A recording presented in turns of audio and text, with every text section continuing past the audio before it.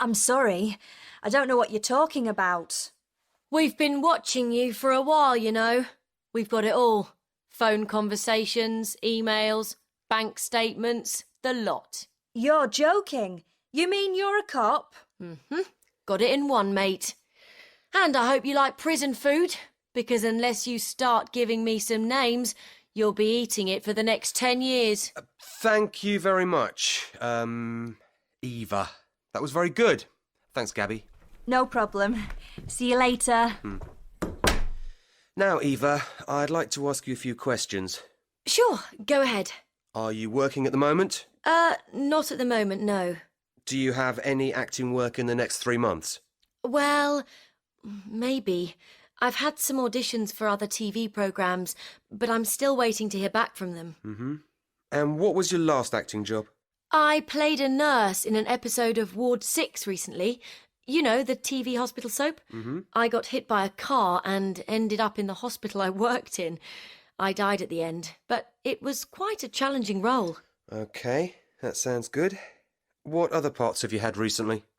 Before that, well, I was a school teacher in a film called Flowers in Winter. I had the lead role in that. It's coming out next month, I think.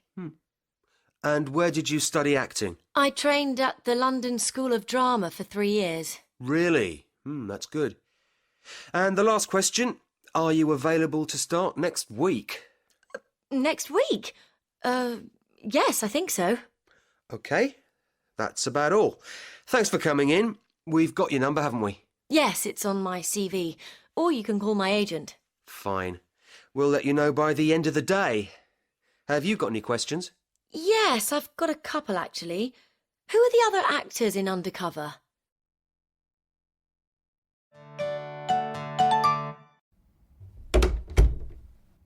So, how did it go? Oh, quite well, I think. I had to read from the script. Then Max, the producer, interviewed me. What did he ask you? First, he asked me if I was working at the moment. And how did you deal with that? Well, I couldn't tell him I was working part-time in a cafe, could I? So I said no. Then he wanted to know what my last acting job had been, so I told him about Ward 6. That's good. It shows you're a working actress. Well, some of the time, anyway. Very funny. He also asked if I had any acting work in the next 3 months. And what did you say? I told him about the other auditions and said I was very hopeful. That was the best thing to say, don't you think? Yes, probably. Oh, and he asked where I'd studied acting. Uh-huh. So I told him about the drama school, of course. Did he ask anything else? Let me think. Yes, he asked me what other parts I'd had recently. You told him about Flowers in Winter, I suppose. Of course. Then, guess what? What? He wanted to know whether I was available to start next week. Next week? Oh, so you've got the part? No, not exactly. Oh. He said he'd let me know by the end of the day. But I have a good feeling about this. I really do. Well, I really hope you get it. Will you still love me when you're famous? No, I'll go out with someone rich and good-looking for a change. Hey!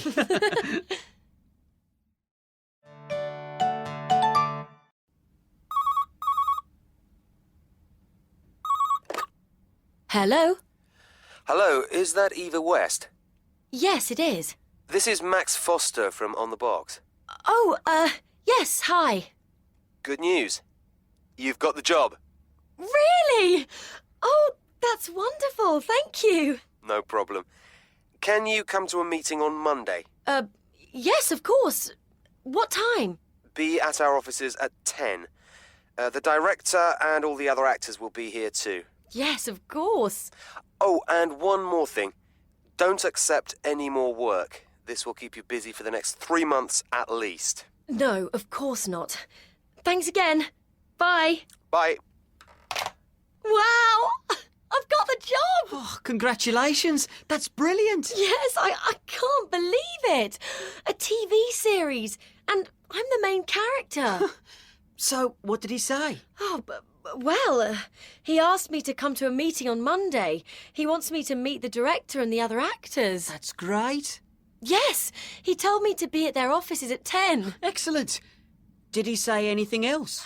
Yes, he told me not to accept any more work. This is going to last 3 months at least. Fantastic. So, what's your character's name again? Kat. I don't know much about her yet, but it sounds like a really challenging part. Apparently, she's an undercover cop who... Good meal, Ruth? Yes, it was excellent, I thought. Another glass of wine? No, thanks. Just some more water, please. Do you want coffee? No, I'm fine, thanks. Could we have the check, please, Jack? Certainly, ma'am. Look, this is on me. But Graham, you bought dinner yesterday. Don't worry, it's on expenses. By the way, do waiters here always introduce themselves? Well, Cornell University did a study on tipping and found that restaurant staff got much bigger tips if they introduced themselves. Really? Here's your check, ma'am. I'll take it, thanks. Right. How much tip should I leave? 20% is about right. Maybe more if they introduce themselves. Wow, it's half that in the UK. Half? No, 15% would be the absolute minimum here. Right.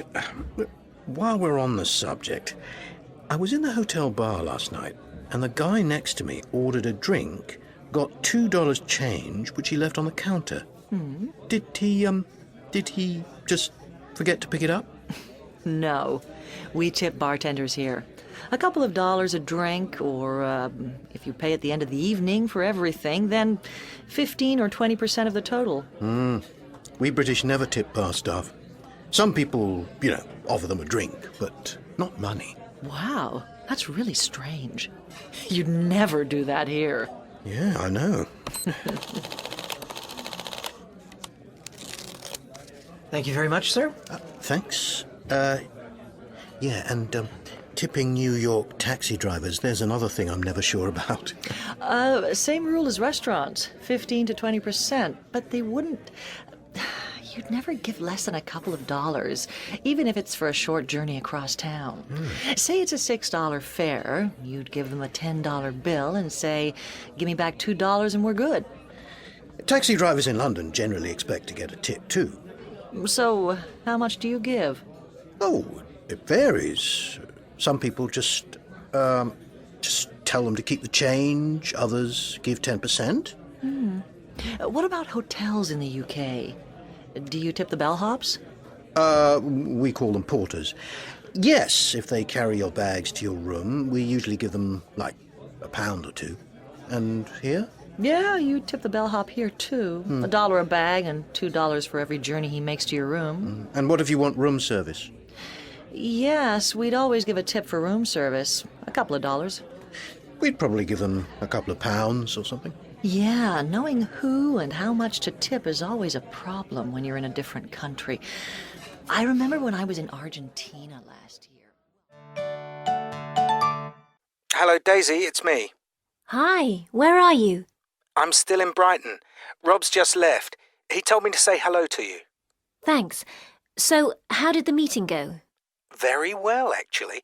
First, Rob asked me what I thought of his business plan. You thought it was good, didn't you? Yes, I was very impressed, actually. He told me that the plan had already been approved by the bank, the one he wants to borrow £25,000 from. Oh, right. And he said that he'd been talking to an interior designer, to redo the inside of the shop. It's a restaurant at the moment. Yes, you told me. Also, he wanted to know if I'd help with the advertising, which, of course, I'd be happy to do. Right. So, what do you think? Well, it looks an excellent investment. But of course I told him I couldn't say yes or no until I talked to you. Sounds like you want to go ahead with it. Well, to be honest, I think we'd be crazy not to. Oh, and I said I'd be talking to the bank on Tuesday. About the loan. That shouldn't be a problem, though, should it? No. I don't think so. I asked Rob when he needed a decision by, and he said by by next weekend. Really? That soon? Yes. Apparently, he's not the only person trying to buy the place. I asked him if he was talking to any other investors, and he said no. So it's up to us, really. Well, if you're sure, then let's just do it. It's only money after all. I don't think we'll regret it. I did make one condition, though. What was that? I told him that he had to name the coffee shop after you. Your email was a bit of a shock. Rob trying to sell the coffee shop to Café Pronto. I couldn't believe it. No, me neither. I bet you were furious. You could say that, yes. I've calmed down a bit now, though. So what do you think we should do? Well, let's look at the options. Option 1. We go along with Rob's plan and sell the shop. We'd, make some money, so it would have been worth it financially. 25,000 profit in a year isn't bad, is it? No, not at all. It's just that, I just don't want our coffee shop to become another branch of Café Pronto. They're all the same, aren't they? That's true. I'm not keen on the idea either. You're very fond of the place, aren't you? Of course. I know we don't go there very often, but think of all that work we did getting it ready. How could I forget it? All the cleaning and painting and stuff we did with Rob. I quite enjoyed that, actually. Yes, me too. So, what's option 2? We, could just refuse to sell. Rob wouldn't be able to sell without our agreement. But he said he'd shut down the coffee shop if we did that. Yes, but I don't think he will. He still needs the money, doesn't he? What else is he going to do? I don't know. But he did sound pretty fed up with working there. OK, so that's probably not a good idea. Well, there is another option. What's that? We could buy Rob's share of the coffee shop and take over the business. But who'll run the place while we're at work? We will. I could quit my job and you're always saying how much you hate working for that advertising agency. I don't hate it exactly. Yes, you do. You're always going on about how bored you are there and how you can't wait to leave. Yeah, well, OK. But where will we get the money from? Well, we can, sell the house and move to Brighton. It's probably worth twice what we paid for it anyway, and we'll easily be able to buy Rob's share of the business with the profit. And what if Rob doesn't agree? Oh, he will. He's only in it for the money now. You said so yourself. Well, it could work. Definitely. Well, I really do need a change, and the coffee shop is making money. As they say, you only live once. Absolutely. OK, let's do it. And who knows, maybe in a few years we'll be running our own chain of coffee shops. Yes, and then Daisies can start buying branches of Café Pronto. OK, how to be a good employee.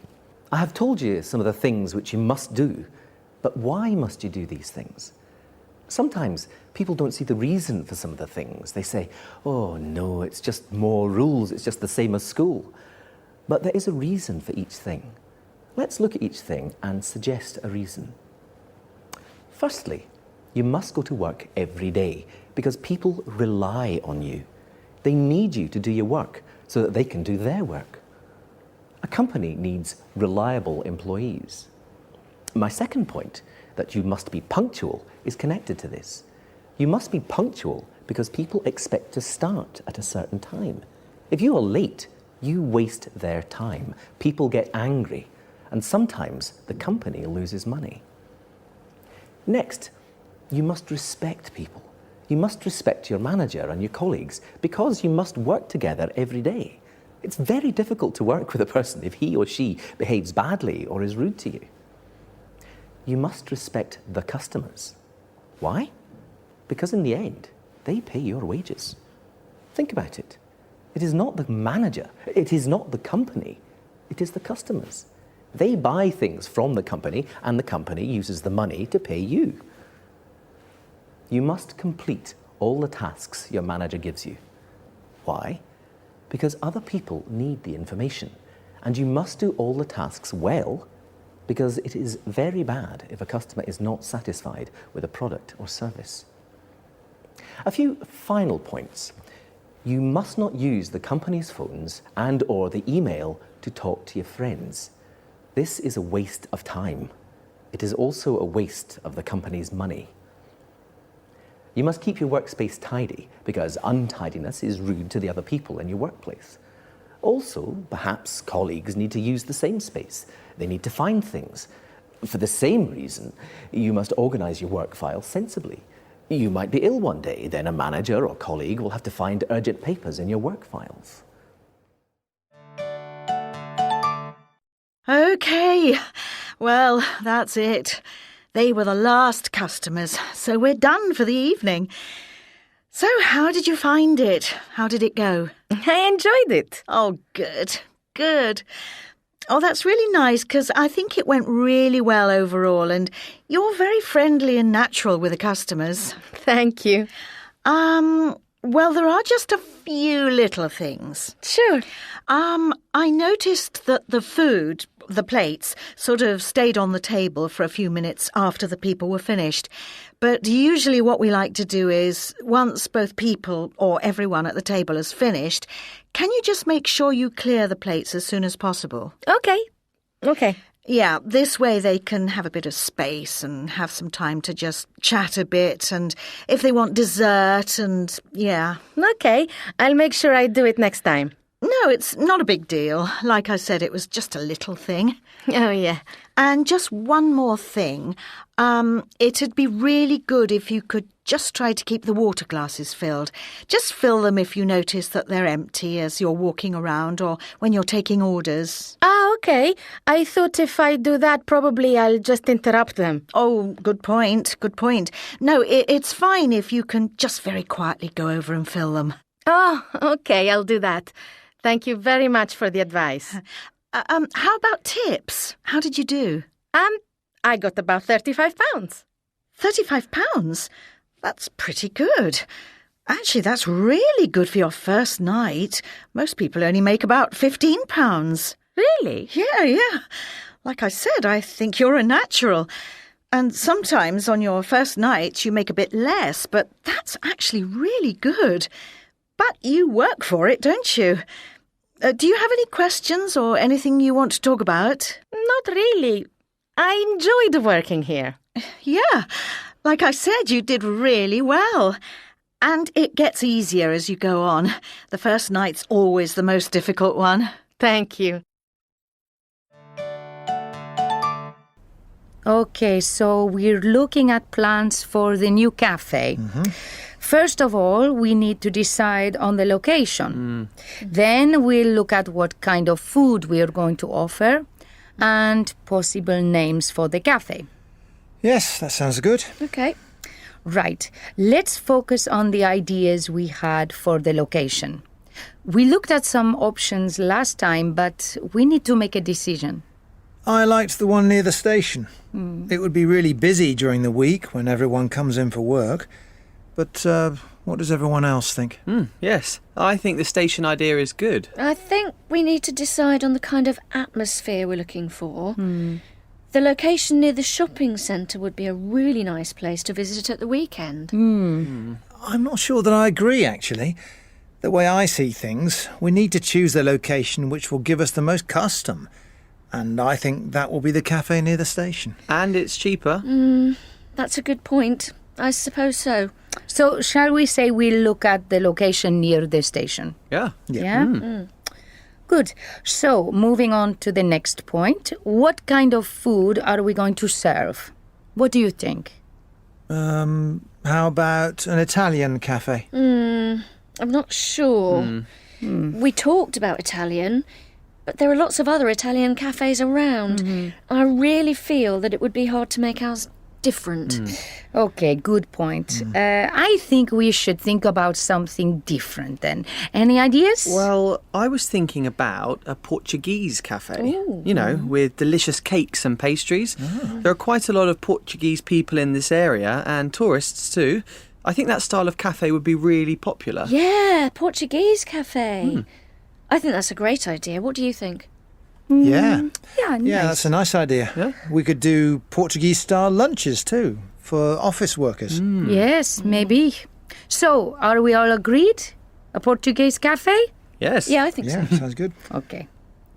Okay, let's recap. A Portuguese cafe selling cakes and lunches located near the station, right? So, what would we call it? Cafe Express? I'm not sure about that. I think we need to come back to the type of cafe we're establishing. So, Cafe Portugal or something like that. Why don't we call it Café do Sol or Café Lisboa? Café Fado. I like Cafe Lisboa. I think it sounds really good, and Lisbon's a beautiful city. Cafe Lisboa. I like it. Yes, that sounds good. Okay, we're running out of time. Let's sum up what we've decided. It's going to be a Portuguese cafe. We think the station location might be good. And we like the name Café Lisboa. Is that right? Yeah. Yeah, that's right. Yeah. I think so. Okay. So we'll need to decide on the... Remote working on the rise. Working from home is no longer only for the self-employed. Based on the experience of recent years, companies have discovered that some employees are happier when working remotely. The employee works from home, a favourite cafe, wherever they want. But it's essential that they're connected all the time, in case a colleague wants to reach them. They take responsibility for keeping to a routine so that they meet their deadlines and don't fall behind schedule in their work. The company saves on the costs of renting office space, and the employee saves the cost of commuting. There are downsides too, of course. Remote workers can feel isolated unless they have regular contact with someone. And they have to find ways to avoid distractions. A person who isn't independent might prefer working in an office. But if a person is flexible and willing to deal with the challenge of turning their home into their workplace, it's ideal.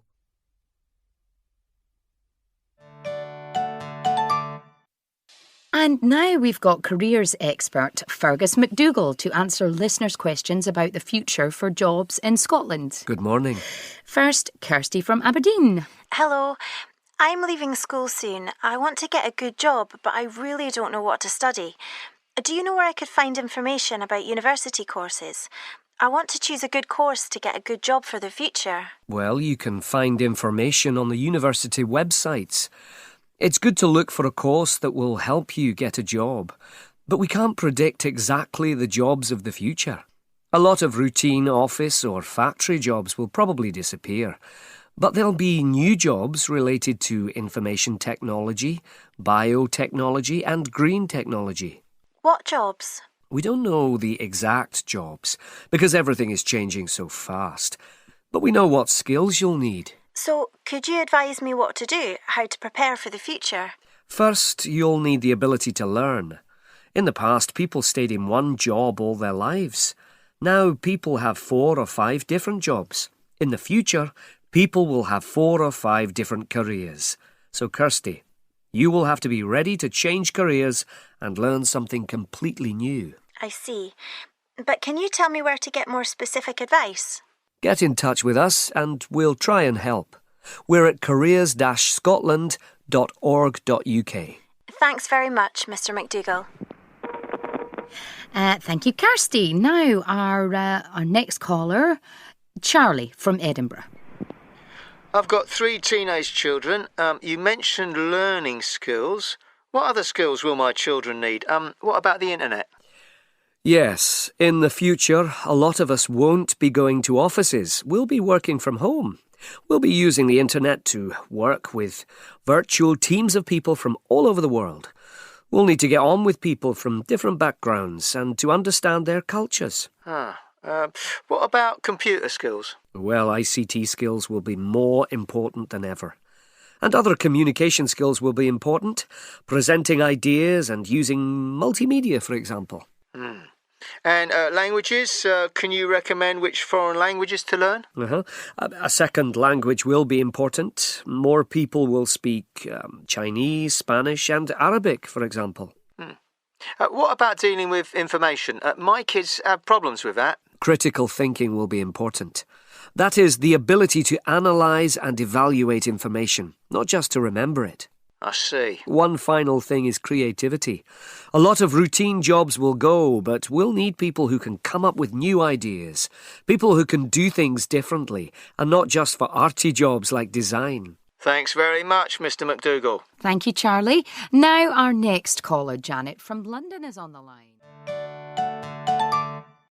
Hello, Alison. Thanks for coming to see me before you go. How have you enjoyed working here this summer? It's been great. I've enjoyed the fact that we do different things each day, not just the same job all the time. Even though I don't like doing everything, it's good that we can sometimes choose to do what we really enjoy. Do you think you will want to work here again next year? I'm sure I will. Good. Now, I asked everyone last week to think about ways to make the centre even better. Have you had time to think of anything? Yes, I've come up with 1 or 2 ideas. First of all, I really think we need a kids club.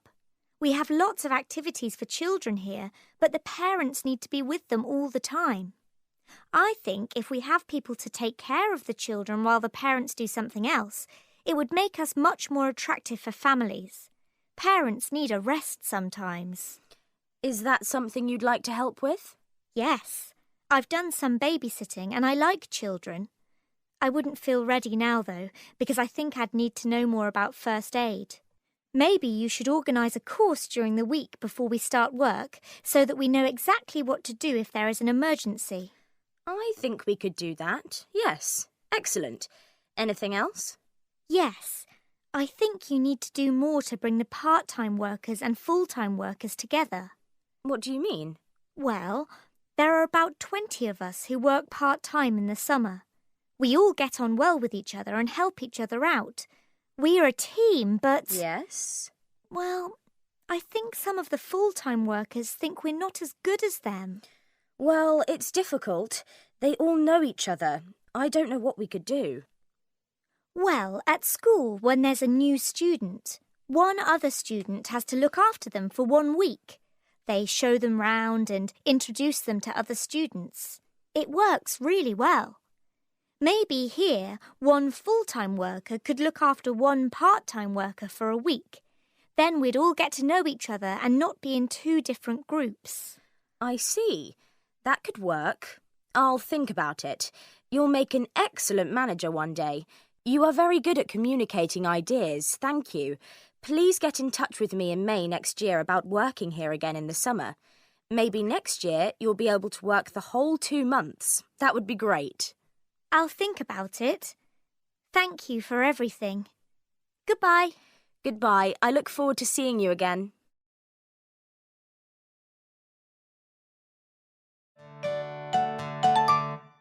Hi, Sharon. How did it go? Did you get the job? I did. I thought it would be harder, but the manager was really nice. She asked if I had been waiting long and if I would like a cup of tea. Then she showed me the restaurant and asked me if I liked it. Oh, that's nice. Did she ask you any other questions? Quite a few. She asked me what languages I was learning at the college and what grades I had. She wanted to know what I would do after college. I wasn't sure what she wanted to hear. I said I was planning to study psychology. Well, psychology is quite far from waitressing. But she seemed happy. She asked me whether I could work late and then said I could start next week. Oh, congratulations. Do they need any more staff?